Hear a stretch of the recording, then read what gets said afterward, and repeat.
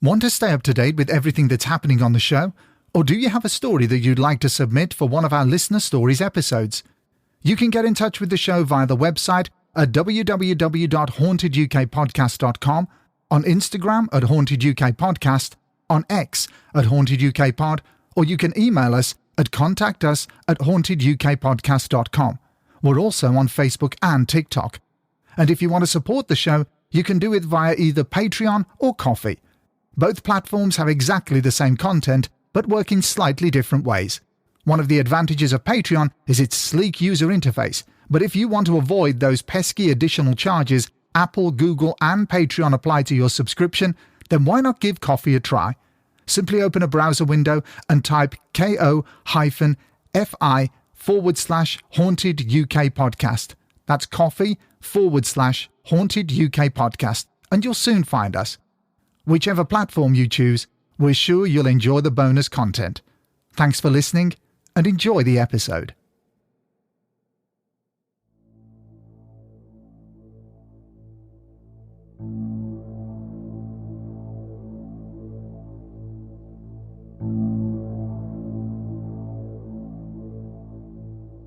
As I was coming down the road, I saw what I thought were the lights of an oncoming car, so I stopped to let it pass. After a few moments, I flashed my lights, but got no response, so thinking the car may have broken down in the snow or got stuck, I walked into the woods towards the lights to help. As I neared, I saw there had been an accident and ran to the car which had struck a telegraph pole, knocking it into the woods. I pulled the car door open.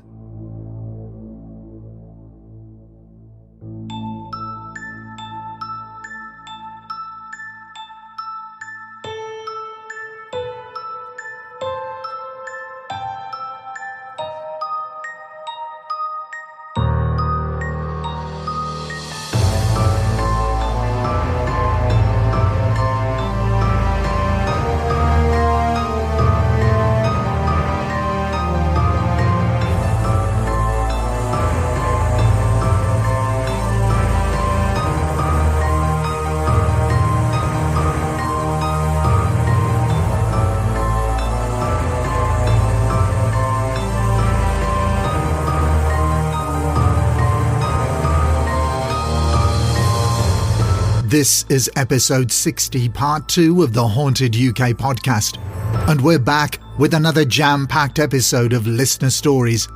So hold tight, because this is The Crash and other Listener Stories.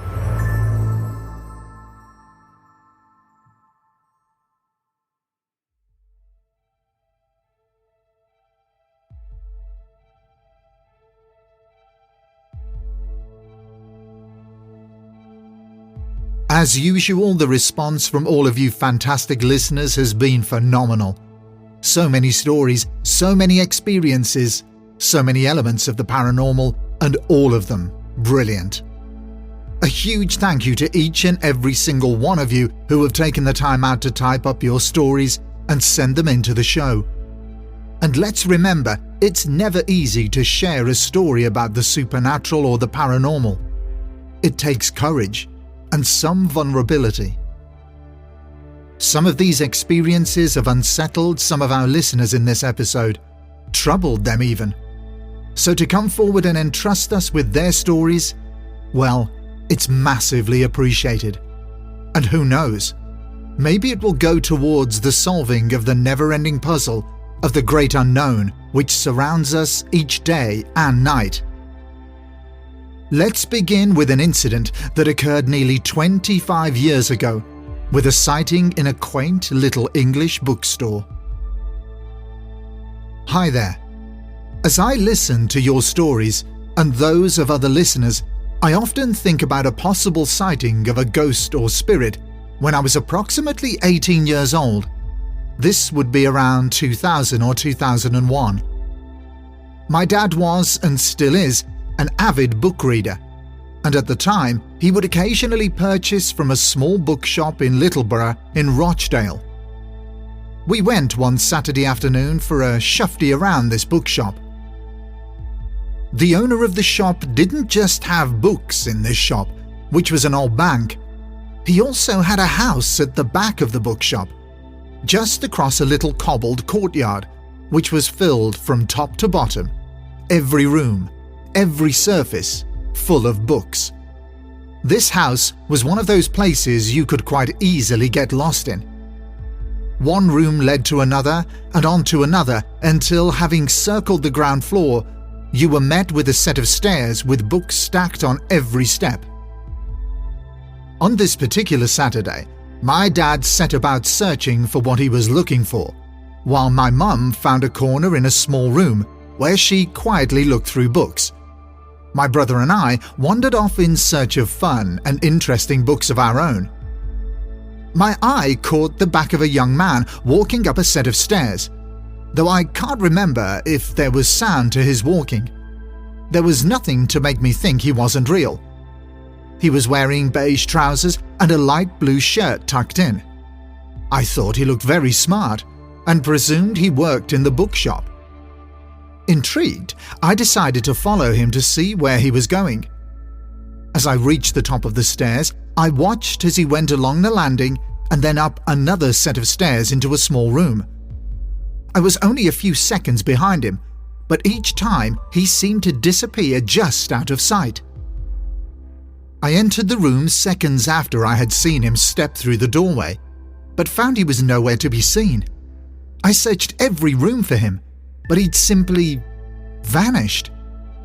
I was totally perplexed, as I followed him quite closely the entire time.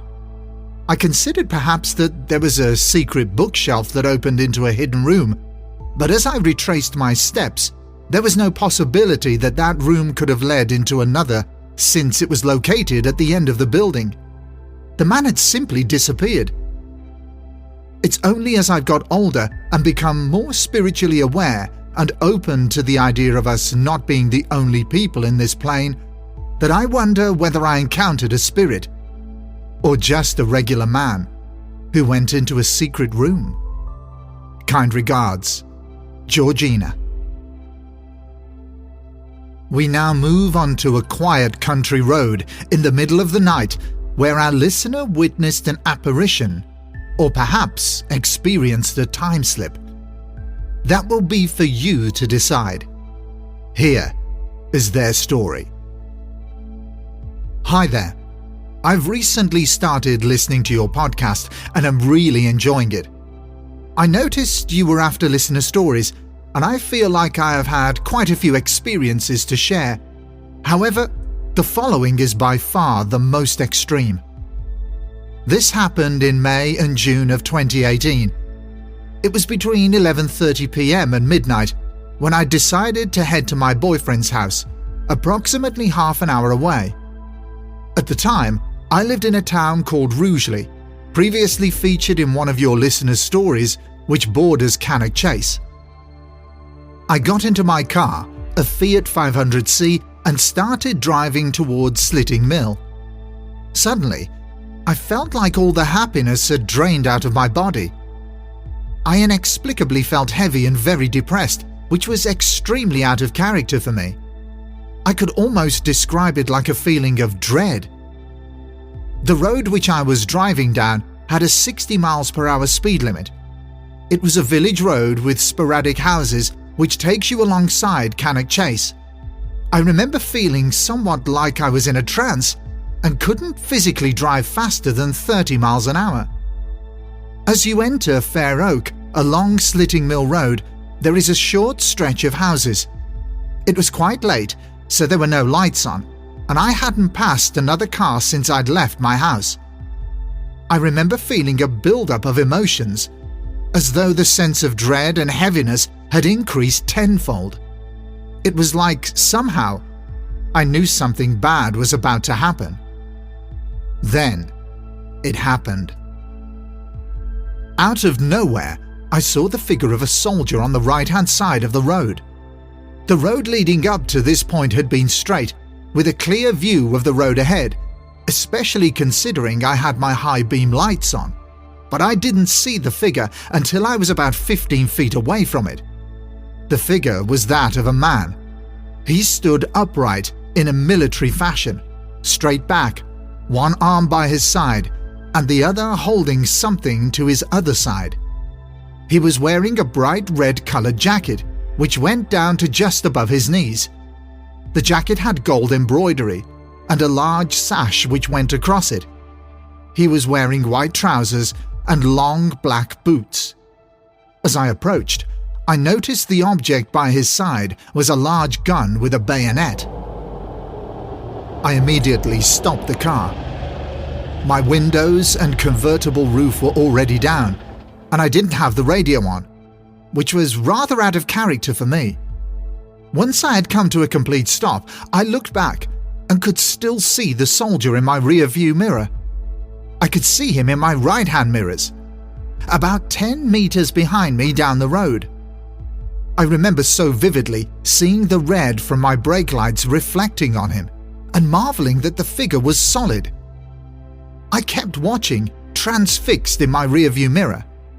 I saw the soldier step into the road, so he was directly behind my car. He turned his head to face me, and I realized he had no face.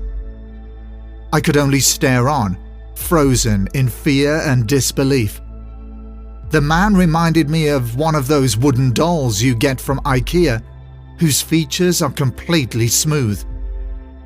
I took my eyes off the soldier for only a brief moment to look down as I put my car in reverse. I was feeling an inexplicable urge to go backwards towards him. Perhaps it was an instinct to check if he was all right and to offer help. I got my car into gear and looked up. But the soldier was gone. As soon as he disappeared, my feelings of sadness and doom evaporated. It was as though all the emotions I had felt leading up to the sighting were related to him, and suddenly I felt like I'd woken from the trance-like state. Even now, when I think of it, I feel confused by my actions that night. At the time, I was 18 or 19 years old, on my own, on a dark rural road, in the middle of the night. Yet I still stopped my car and was entranced by this figure. I can't even say that I was scared, because although I had felt startled at the initial sight of him, knowing it wasn't normal for this figure to be there, I had an overpowering feeling that he needed help, and never even considered not stopping or questioning what I was seeing in that moment. Unable to sleep, I did some research later that night. I've sent an image of the clothing worn by the figure I saw. It appears to be a mixture of the two middle uniforms. However, his posture was the same as the figure on the right. Private, 1855. Keep up the good work with the podcast. All the best. Abby. Listeners, we will put this image of the 1855 soldier on our social media for you to view. Here at the podcast, we've done lots of research on Cannock Chase, but we have never come across a story of a 19th century soldier on the roads surrounding there, which begs the following questions. Have you seen something similar? Does this need further investigation? Or would anyone be able to give any historical context to this apparition? We would love to update you all in our next few Listeners' Stories episodes. Thank you, Abby. How brave you were to reverse back to help this old soldier. But if that wasn't enough, Abby has kindly provided 2 more stories for us to share. Here is one that occurred in the same region as the first, which makes us wonder if Rugeley is some kind of hotspot for the paranormal. Abby continues. Here is another story about Rugeley, though this one isn't mine. It comes from a friend's mother who told me in confidence. Back in 2019, she'd taken her dog out for an early morning walk. One of the main roads going to Etching Hill is a straight road, with houses bordering one side and hedges and fields the other. As this road is quite close to a brook and floodplains, it isn't uncommon for it to be quite foggy. As she and her dog were walking around 5:30 a.m, she heard movement from up ahead. and her dog pawed as if it wanted to greet someone. As she looked up, she saw the silhouette of a miner with a dimly lit headlamp and a tin lunchbox. She could even hear the lunchbox tapping as he walked.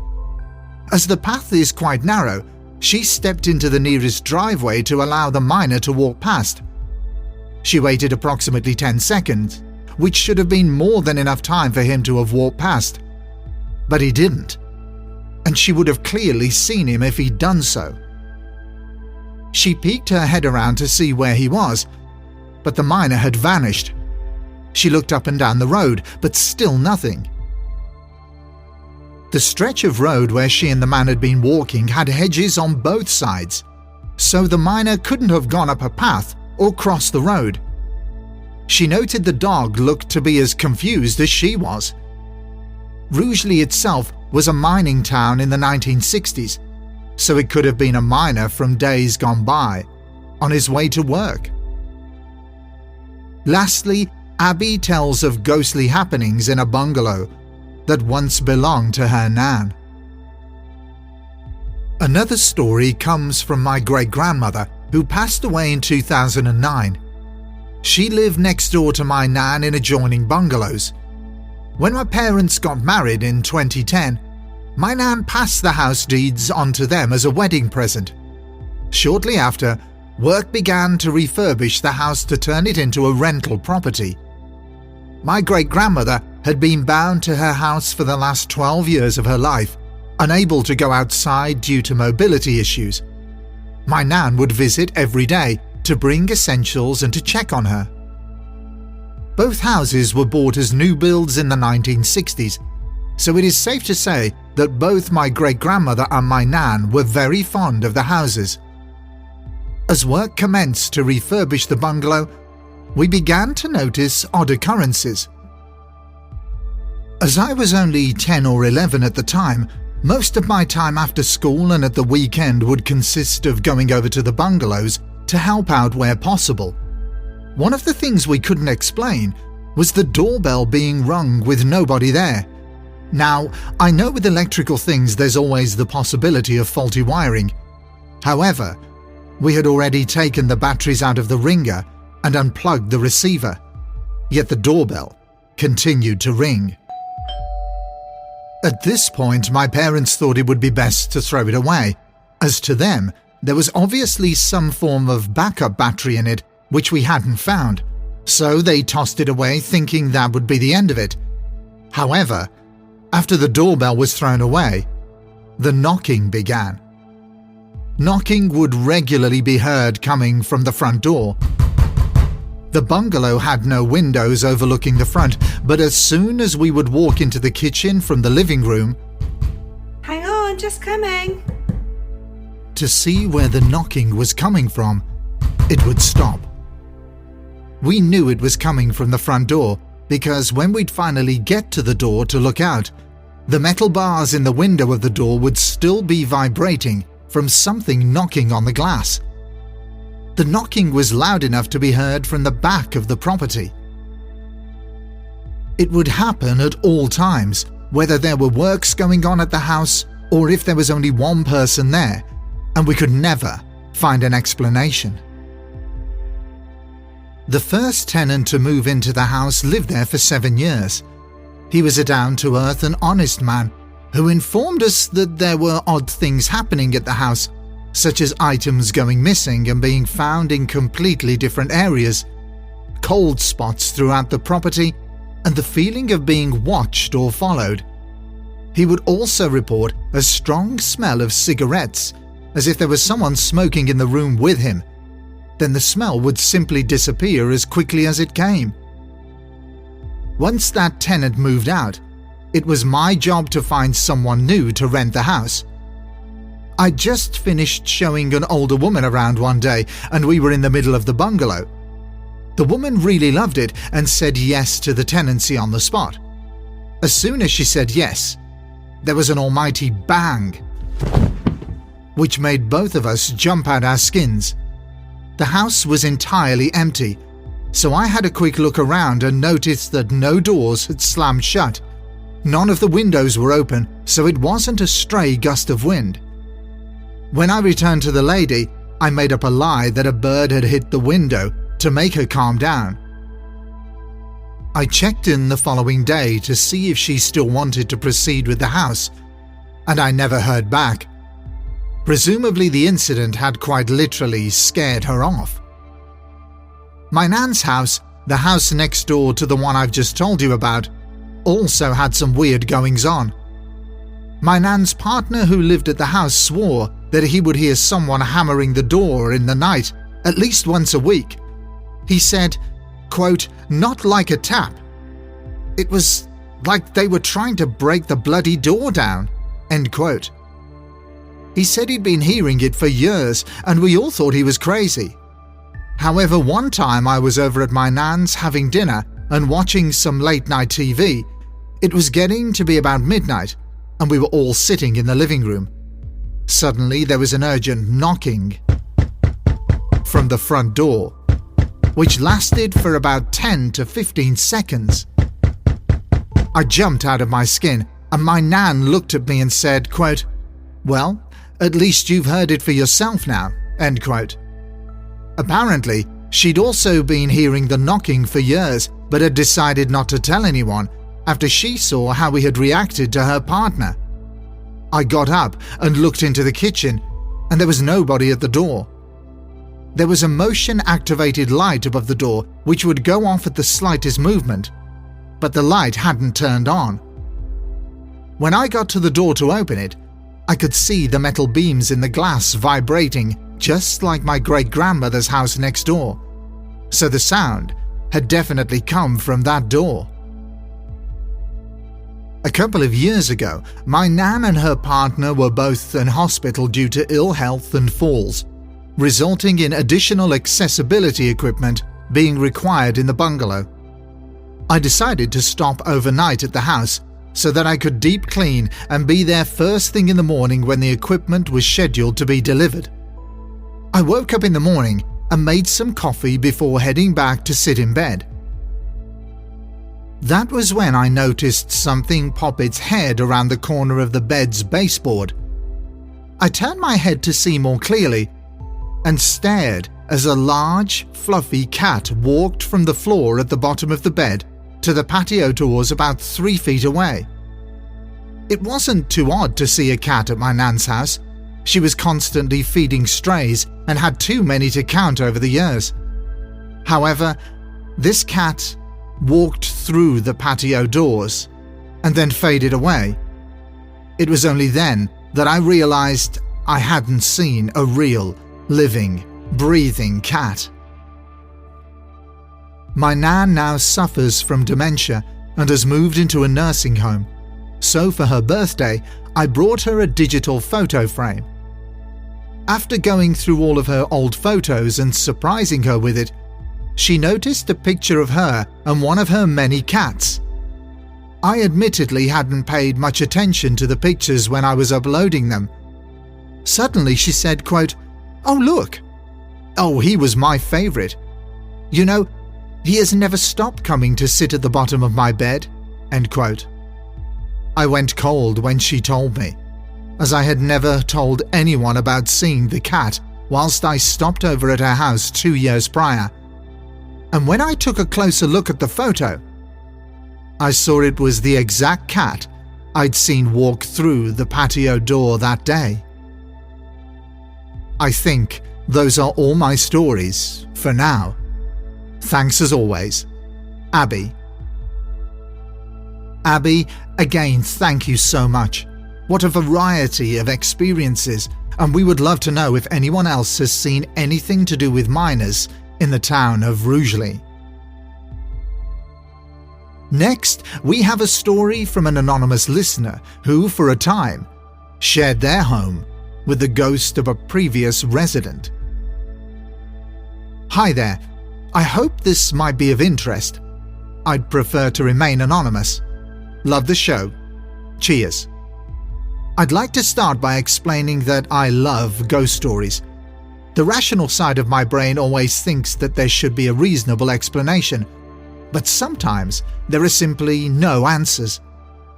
I write this knowing that some will write off my stories as pure coincidence, and that's fine. Perhaps they are. I also wonder if my love of ghost stories gives me a biased opinion, but I'm happy either way. My house was built in 1934, and since that time, only one family had lived there. The family consisted of a mom, a dad, and their son Richard. Richard is not his real name, but I believe that he has relatives that still live close by, so I've changed his name just in case. As the years moved on, the house passed from Dad to Mom and ultimately to Richard. My understanding is that this is the only home that Richard had ever known. Richard didn't marry or have children, and when he died in 2015, there was no direct descendant. As a deceased estate, the house was passed on to his nieces, who eventually sold it. I moved into the house in the summer of 2016. I didn't know the family, and I'd never met Richard. However, I do think that we would have gotten along. The house had lots of quirks and alterations that I really liked. It's part of why I bought it. Before I moved in, I still had a month's notice to give on my rental property, so my time was divided between the house and my rented flat. During this time, neighbours were great and introduced themselves, making me feel very welcome. Each one of them talked about Richard in glowing terms, emphasizing just how friendly he was, how he loved DIY and making things, and how his passing came about. I'd learned that he'd become very ill and had been admitted into hospital, only to succumb to his illness. It was all very sudden. When I did officially move in, I opened a bottle of beer, thanked Richard for the house, and promised him that I would look after it. I wasn't sure that I believed in ghosts, but as I lived alone, I did this just in case. My living room was quite large. It was originally 2 rooms that had been knocked through into one. My TV was at the front end of the room, and the big old armchair that I brought with me was positioned just past the chimney breast, almost under the arch of what was the original wall. On numerous occasions I sat in the armchair, only to have my attention taken to the hallway, as if someone had just walked past. Always in the same direction, from the front door to the kitchen, which then leads to the garage. At this point, I had not spoken with anyone regarding this. I was happy to put it down to an overactive imagination. The more frequently this happened, the more I became convinced I'd seen a human form go past. This got to the point that on one particular occasion, I got up out of the chair to look. And then it happened. Like in every good ghost story, the wall lights flickered. Not much, about 5 seconds, but it happened. It had not happened before, nor has it happened since, just on this one occasion, when I was convinced that someone had walked past. Over time, as I continued to sense this distraction in the hallway, a picture began to form in my head of what this person looked like. I couldn't see their face. It was blurred like in films, but the body was slightly smaller than average, slim build, and the person was wearing shades of reddish brown. Later, I was woken early in the morning by a loud beeping noise. My first thought was that the smoke detector was going off and that there was a fire. I rushed to the landing to find the detector at the top of the stairs and the one at the bottom both silent. I relaxed, took a breath, and headed downstairs to the source of the ongoing beep beep beep beep beep noise. I followed it into the kitchen and found a small battery-powered stud meter, the kind used to check walls before drilling a hole. It was sat on the counter next to the kitchen sink. I breathed a sigh of relief, turned it off, and went to bed, noting that it was just under 2:30 a.m. and I needed to be up for work at 6. During work, the incident played on my mind. I realized that the stud meter was not bleeping when I had gone to bed. So, what had caused it to start? I concluded that perhaps it had something to do with the sink. But how did it suddenly become close enough to detect the sink? Was the beeping a warning that the battery was low? I returned home, turned on the stud meter, and went to bed, leaving it in the same position by the kitchen sink. There was no further bleeping, although the battery still had power. Mum and Dad would frequently check on the house when I was on holiday. They'd let themselves in, clear any post from the porch, change the angle of the blinds, and generally make the place look as though someone was at home. After the event with the stud meter, I mentioned the incident to my mum and dad, making light of the situation by saying that, quote, Richard had come back to visit, end quote. It was then Mom joked that he let himself in through the front door to get into the garage via the kitchen. Mom casually told me that she often imagined he'd come back to supervise the decorating, and that she thought she'd seen someone walk from the front door to the kitchen. I asked for a description. Slim build, average height, wearing a dark red top. This was the first time that either Mom or I had ever shared our thoughts on what we believed we had seen. At first, this is where the story ended, but our anonymous listener kindly provided an update for us. Here is an update, and this takes place in late April 2024. As was customary for me on a Sunday evening, I decided to do a little bit of laundry. I washed a few things and started the ironing whilst I was waiting. I came downstairs at the end of the wash cycle and switched the machine to a fast spin to get rid of the excess water. 12 minutes later, I was loading the still wet but no longer dripping laundry into the dryer. I closed the doors and started the machine. The dryer and washing machine can be heard from the kitchen, so when I came downstairs from ironing to check the progress and couldn't hear the machines running, I assumed the cycle was finished. I opened the kitchen door and walked to the utility room. I noted with annoyance that I'd forgotten to shut the dryer door and press start. The door was wide open, meaning the clothes would still be cold and wet. I pushed the clothes away from the dryer door and was puzzled that they were warm from the dryer. In fact, not just warm, but bone dry. The door had to have been clicked shut for the machine to start. The door wouldn't automatically open at the end of the cycle. There weren't enough clothes to force the door open. I was ironing upstairs whilst the dryer was drying.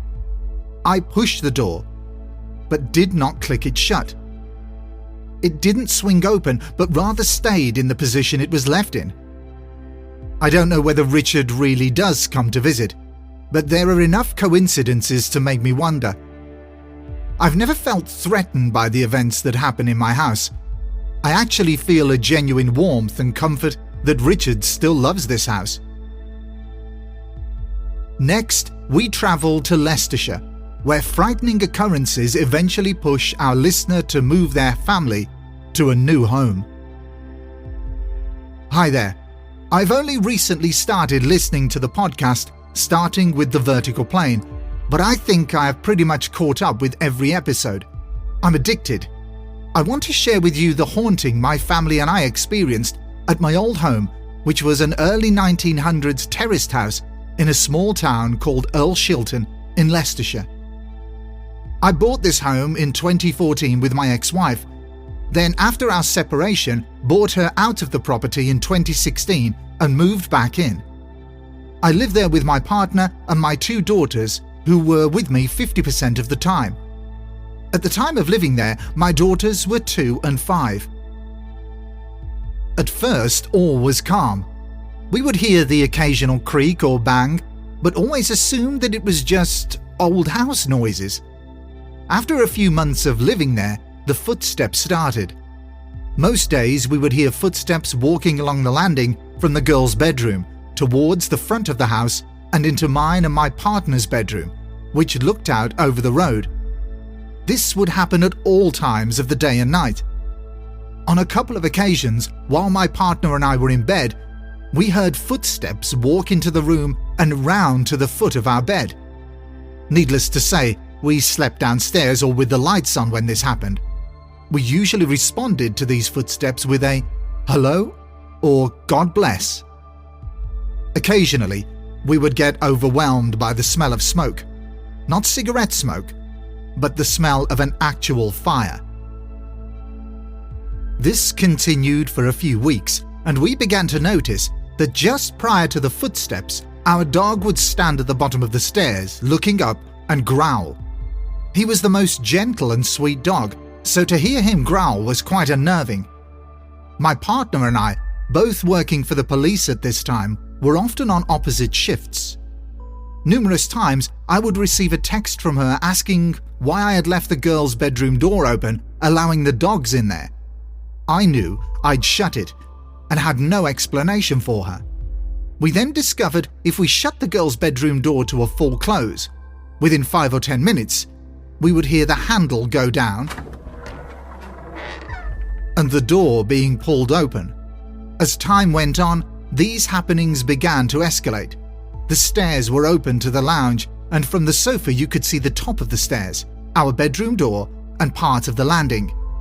One time, I saw a man who looked to be in his 50s or 60s, with scraggly greying hair and wearing black trousers and a white shirt, cross the top of the stairs and walk into our bedroom. As I didn't want to scare my partner, I didn't breathe a word of this incident to her. A few days later, I received a panicked phone call from my partner telling me that she'd seen a man whose description was the exact match for what I had seen.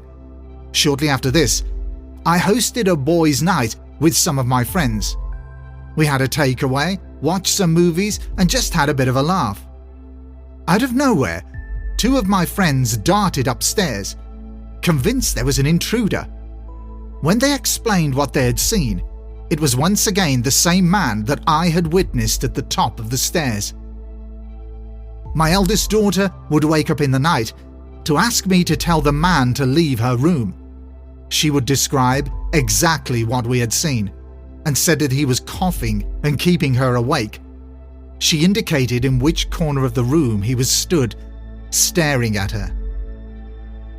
Things got to a point where it began to truly frighten the girls, and if I'm honest, I lost my temper.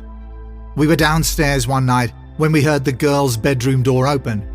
I shouted, "Will you just fuck off? You're scaring my girls!"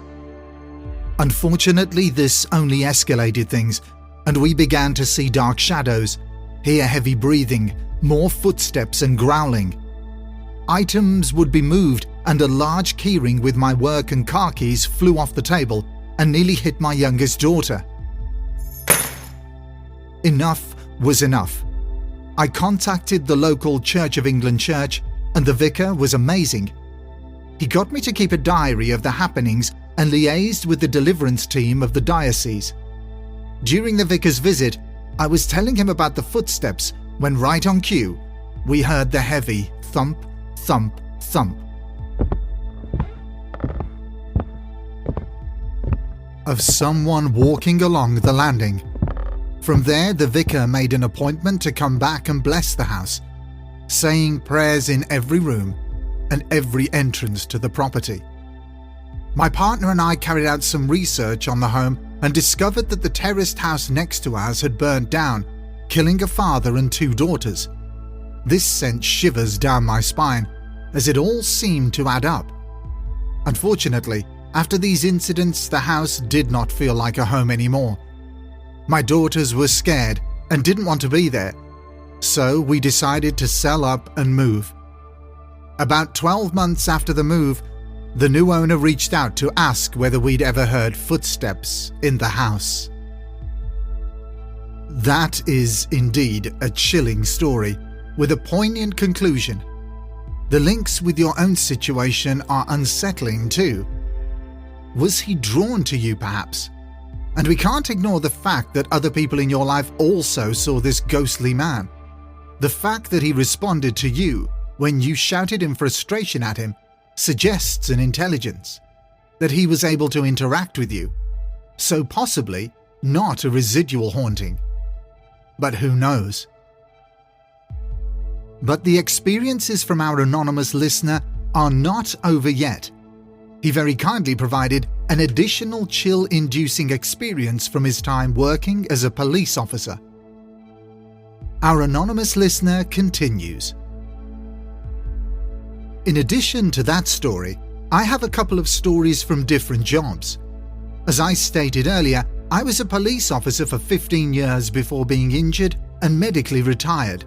I then went on to be an undertaker for a couple of years while I figured out my next chapter. I have a story from both of those careers, as well as the haunted pub I worked at as a kid, which I will share at a later time. With regard to the story I'm about to share, I would appreciate if you kept the details anonymous due to the nature of my job at the time and what is involved. In 2011, I was a police officer working within one of the Midland counties in England. My station was based on an estate on the outskirts of the city. I had been in the police for around 7 years at this time and would like to note that I am generally level-headed and a very realistic person. I don't believe in things unless I see them. One Friday evening at around 6 p.m. in mid-July, myself and a colleague, who I will call Chris, were called to attend a domestic incident not far from our station. It was reported that a family living inside the address was attacked by her partner. The lady was in her late 40s and her partner in his mid-30s. We'd been told over the radio the male had fled the scene while the call was being made to the police. We travelled to the address on blue lights and sirens and we arrived in under 5 minutes. The female occupant of the address, who I will call Karen, answered the door. She was clearly upset and was displaying injuries on her face consistent with that of someone who had been attacked. I could also tell that she was intoxicated. I later gathered that unfortunately, she had her own demons with alcohol. Inside the address, we did the usual checks of the property just in case the suspect was hiding. We conducted first aid and then took details from the woman. While doing this, Chris turned to me and whispered, "Listen." I listened intently and heard what sounded like a tapping noise coming from upstairs. It was a continuous tap, tap, tap. I asked Karen, "What's that noise?" And she told me not to worry, that it was usual for the house. Not wholly convinced, I nodded and carried on taking her statement. While going through the statement, a huge bang sounded out, again from upstairs, almost like furniture had been tipped over. I told Karen to stay where she was, and in an instant Chris and I both shot up and ran upstairs. "Police! Show yourself!" Issuing commands as we suspected that the male had returned and somehow managed to sneak upstairs. In hindsight, this would be difficult as the stairs opened onto the lounge where we sat. We walked from room to room, continuing to shout things like, "Police, show yourself!" We went on to thoroughly search the upstairs and found nothing. No damage, nothing out of place. By all appearances, it seemed a very tidy house. We both noted that in the main bedroom, it was so cold it felt like being out in the middle of winter, despite the mid-July heat outside. I even noticed that both Chris and I had goosebumps. We returned downstairs to Karen, who was sat there with a tipsy smile on her face. She turned to us as we walked back into the room and said, "Oh, it wasn't him, was it? Oh, it was him." with a strong emphasis on the second him. I asked Karen what she meant, and she stated that the house was haunted by something that didn't like the presence of males. She stated that her partner's behavior and mental state changed after he moved in with her, and that she put it down to the house. I took what she said with a pinch of salt due to her being slightly intoxicated, this despite the loud bangs still echoing in my ears and playing on my mind. We carried on speaking to Karen, and again, bang!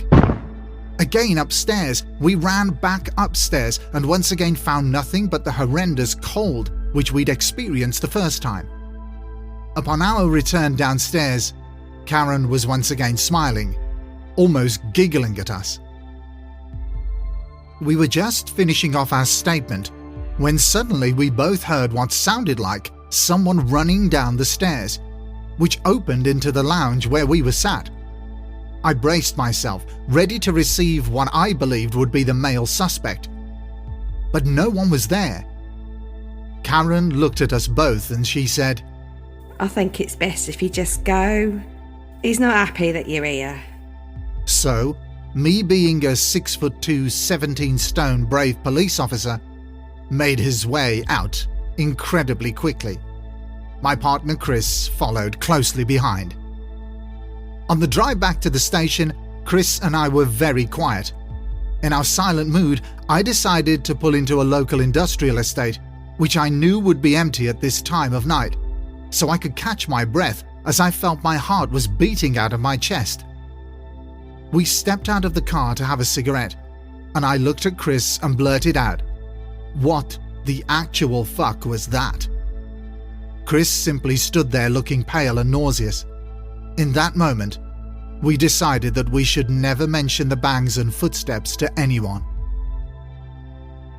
A few months later, I was sat at home watching TV on one of my days off and was shocked to see Karen on a daytime TV show discussing a number of years of ghostly activity at her home address, including footsteps, banging, unexplained scratches and bruising, and even a full-body apparition. Our next story comes from an avowed skeptic who felt a bout of terror while on a family holiday at Sizewell Beach in Suffolk. Hello, I've been listening to your podcast this week and thought that you'd like to hear my true story of an experience me, my mother, and sister had a few years ago. It's short and may seem a bit basic compared to others you receive from listeners, but it was extremely intense in the moment. Before I start, I want to specify that I am a full skeptic when it comes to the paranormal, and strangely enough, my skepticism has grown due to a deep interest in the subject, leading me to do a considerable amount of research. This research has left me extremely doubtful that any of the historical reported experiences I've read about could be real. However, this doesn't change what I felt during one strange experience I'd had, so here goes. My experience occurred in 2007 on the public footpath above Sizewell Beach in Suffolk, specifically in the small tunnel that runs under the veranda of Sizewell Hall. The tunnel is 15 meters long at the most, just long enough to be dark in the middle. It was a lovely sunny day with no stereotypically spooky weather. Me, my younger sister and my mum were on holiday at the campsite next to the hall, and having taken a walk down to the beach, were returning to the campsite along the path. We thought nothing of it as we approached the veranda tunnel, but as soon as we stepped under it, our previously cheerful conversation inexplicably stopped. This break in conversation was not caused by the tunnel being creepy or anything starting to startle us or interrupt us. We carried on in silence. And just as we reached the midpoint under the veranda, the darkest part of the tunnel, all three of us, without a word or look at each other, simultaneously ran as fast as we could get out of there. For me, it was a moment of complete fight or flight terror. We hadn't been tapped on the shoulder or heard a voice or anything cliché like that. We were just petrified for no tangible reason. We stopped a little way up the path and looked at each other, puzzled as to what had just happened. The three of us having discussed this shared experience at length for years, and all three of us describing the same feeling.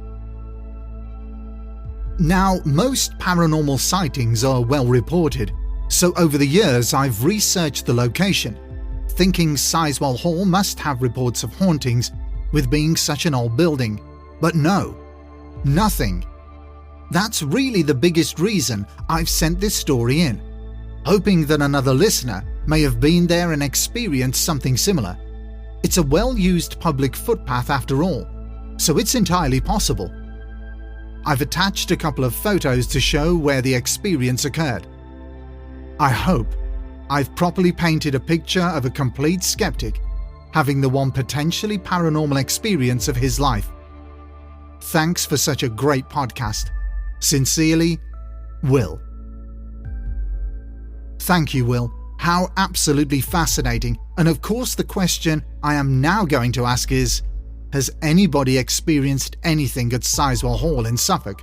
If so, please email into the show. We would really love to hear and add an update in the next few episodes. We will also post the picture on our socials that Will refers to. Our next listener story takes us to a 100-year-old home in Stockton-on-Tees, where our listener experienced multiple unexplained occurrences. Hello, I've been listening to this podcast the last few days and thought I would email in with my experience. In the 1990s, I lived in a century-old terraced house in Stockton-on-Tees. About 6 years after I'd moved in, I had an experience which I'd like to share. One of my friends came to stay with her 3 little children. Throughout the evening, my friend would say she was getting a lovely smell and didn't know where it was coming from. I couldn't smell it, but she kept smelling the cushions and the plug-ins to see if it was emanating from them. Towards the end of the night, I saw her nose twitch, so I shot up from my sofa to get near her, and I smelled that lovely smell fleetingly. A couple of days after this, I was in bed sound asleep on a warm April night, and suddenly woke up freezing cold and interrupting a lovely dream. I eventually opened my eyes and was shocked to see an elderly woman stood rubbing cream into her face at the foot of my bed. I was terrified, but felt it must relate to my friend. I looked at the woman to see if I recognized her as one of my friend's grandmothers, as I knew them both when they were alive, but I didn't recognize this woman. I stared on in terror and disbelief, but became afraid that if I continued to look at her, she would turn and look back at me. I looked away and turned toward the clock, noting that it was exactly 2 a.m. When I looked back at the woman, she went kind of wobbly and began to disappear. I would describe her as looking like a hologram or a projection. She definitely wasn't solid. I was baffled, as nothing like this had happened in the 6 years since I had moved into the house. Following this incident, doors in the house would open and close on their own. Small items would go missing. The smell my friend had first noticed while visiting would suddenly waft in, and visitors would comment as it would appear then dissipate. I never experienced the smell again, but several skeptics did, including my own mother. A few months after the incident, my 5-year-old niece came to visit. I was in the sitting room and she was in the dining room sitting at the desk I had placed there so she could play school. I heard a thud, and when I looked over at her, she was staring at me with a funny look on her face. When I asked her what had happened, she said that my hairdryer had lifted from the desk on its own before crashing to the floor. I was shocked, but reassured her that the flex had probably gotten tangled around the wheels of the office chair. But she wasn't taken in by this and insisted that the hairdryer had risen and was stationary in the air before dropping to the floor. She demonstrated this to show what had happened. I admittedly found the experiences unnerving, but eventually grew accustomed to the strange goings-on in that house. I moved years ago, but have never forgotten about it. Thank you so much for this story. How strange. To me, this did have some elements of a residual haunting, but with the moving of an object, the hairdryer, this adds a different quality to the haunting, an interaction of some kind. It seems to me she's very interested in cosmetics and beauty. The pleasant scent, the application of face cream, the hairdryer. There seems to be a theme here. It would be interesting to find out more about the house and previous residents. Our listener has also kindly provided an additional, very brief, yet equally unnerving story. Here is what she had to say. One more very short story for you and your listeners. My niece lives in a modern detached house her husband bought from new before she met him. When they went away during lockdown, they asked me to mind the children. At the time, their children were 11 years old and 8 months old. I asked my sister to come up from Yorkshire to keep me company. On the Saturday night, my sister and I settled in with the baby asleep in a cot in the next room and the 11-year-old sleeping at her cousin's home. Out of nowhere, my sister and I both heard footsteps coming up the stairs. My sister played it down as she is a skeptic, but it was very clear to us both. The next night, I was on my own as my sister had gone home. The eldest daughter was still with her cousin, and the baby was asleep in her cot in the other room. I was laid in bed and distinctly heard the footsteps come up the stairs again, only this time they came into my bedroom and straight past my bed. I was absolutely terrified and hid under the duvet the second I heard the footsteps approach. I didn't come out all night, and I'm ashamed to say I abandoned my duties to the baby in the next room, but I couldn't have gotten out from under that duvet if my life depended on it. When my niece returned home, I told her what had happened, and she admitted that she and her family had heard footsteps on several occasions. She never told me this before, and I'm assuming it was because she didn't want to lose another babysitter. Thanks for taking time to read my experiences, Steve. Best regards, Marion. Now for our last story, and it's pretty astonishing and must have troubled our listener Peter greatly. We are really thankful to him for sharing this strange experience he had. So buckle up for our final story as we take a late-night drive through the Kentish country backroads, leading us to a wooded area where listener Peter's attempt at helping the victim of a car crash ended in the most unexpected way. This is the tale of the crash. Hi, I recently found your podcast and listen all the time. It's fab. I have an experience for you. Around 2005, I lived in a place called Deal and worked in Dover on a cross-channel ferry. I used to drive a friend home who lived on my route, then divert through the lanes and villages to my house, which typically took around 30 minutes. On this late January night, I dropped my mate off, said goodbye, and then drove off. It was very cold and snowing a bit. It was around 9 p.m, so not much other traffic on the road. I made my way to a quiet road that took me to the village of Muncham. I'd travelled this road many times, having lived locally all my life. I started down the road and went through a wooded area past the house where two roads meet. Following that intersection, the road narrows and enters another wood. As I was coming down the road, I saw what I thought were the lights of an oncoming car, so I stopped to let it pass. After a few moments, I flashed my lights but got no response. So, thinking the car may have broken down in the snow or had got stuck, I walked into the wood towards the lights to help. As I neared, I saw there had been an accident and ran to the car which had struck a telegraph pole, knocking it into the woods. I pulled the car door open. Noting that it was an old-style sports car, a Spitfire, I peered inside and saw it was empty, so I stepped back, stood on the car, climbed the bank and walked into the woods shouting, Hello? Is anybody there? Just to ensure there wasn't an injured person wandering in the woods on this cold, dark night. Hearing no response, I decided to run back to my car to get a torch and my phone. Quickly, I climbed over the car and back onto the road. There I saw a man walking towards me. I ran to him, asked whether it was his car that had been in the accident. He said yes. I asked if he was okay. He said yes. The man was dressed in jeans, a shirt, and a sheepskin coat. I put my arm around his waist, and he leaned on me as I helped guide him to a safer area.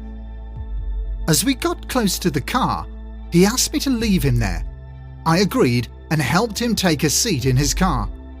I ran back to my own car, whose lights I could see about 100 meters away, and immediately called the police. I had my back to the crash as I was looking for oncoming traffic when I heard a soft moan. I was still on the phone explaining to the police that there had been a crash and power was down. Having given them all the information, I turned to look at the crash site and was shocked to see that there was nothing there. The scene appeared perfectly normal. The car and its passenger had vanished. I apologized to the police and told them that I'd been mistaken before hanging up. I proceeded to drive past the spot where I had left the man in his car, but there was nothing there at all. I carried on driving home, arriving in record time, only to discover that I'd inexplicably lost 2 hours, as it was now 11:15 p.m. I called the police to apologize for wasting their time and was told not to worry, that it wasn't the first time someone had reported an accident at that very location, only to have all of the evidence of that accident disappear a moment later. I slept very poorly that night and was woken early by my then wife asking how I had got blood on my shirt collar. It wasn't much, just a few drops, but it never washed out. I began to wonder whether I was having a breakdown then, as I was going through a difficult time at that point in my life. I have only ever told this experience to my daughter. She's the only one who told me to send it in, as she's also a big fan. I hope you can use this in a Listener's Stories episode. If you need any more stories in the future, I have a few more to share, as I once worked at sea. Anyway, keep up the good work, and long live the podcast. This is truly astonishing, Peter, and I can only imagine how this made you feel. How could a crash site with all its damage be there 1 minute and gone the next? And the losing of 2 hours must forever be a head-scratcher for you. How could this be? A time slip? Just like last time with Beyond the Gates, we have concluded the episode with what seems to be an example of a time slip. This is fascinating, especially since you said the police had received other reports of a crash at the same site, only for them to disappear. We would love to know if anyone else has had a similar experience in the Kent village of Muncham, or heard of a story which relates to it. If so, please email into the show. We would love to hear from you and to update this fascinating experience. Is there a Muncham triangle where the veil of time is so thin you can fall through it? And that, dear listeners, is where we'll be finishing this episode. But don't worry, because there are 3 more Listener Stories episodes to come. More fantastic tales, more of the unexpected, more scares, more of the unexplained. And remember that just like our listener Peter, you too could slip through the complex web of time, and just like Marion, you too could wake up to a phantom elderly woman applying face cream at the foot of your bed, making you lose your foot on the ground, on reality, as you question everything you thought as sure and dimensional, because who knows about what is what and what is why. Yet together we can all form questions, and one day we might get some answers. You can help with this by writing down your experiences and sending them in to us. Because the next person whose story could feature in a Listener Stories episode